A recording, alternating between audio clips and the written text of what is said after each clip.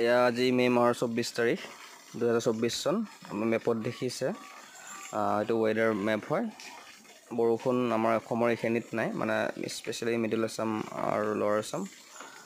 Cyclone হ'ব বুলি কৈ আছে, বাট হোৱা নাই। এয়া চাওক,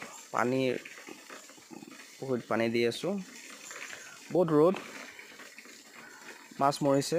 এই দেখিছে, মাছ বহুত মৰিছে। মানে প্ৰথমবাৰৰ কাৰণে এনেকুৱা দেখিছোঁ, মে' মাহৰ 24 তাৰিখৰ পুখুৰীত অলপো পানী নাই।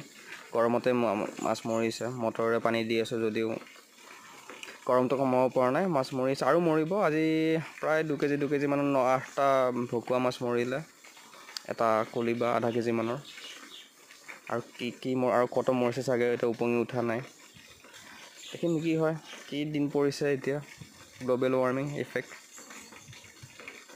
মই মেঘ চাওঁ, ক'তো মেঘ নাই, আকাশখন নীলা।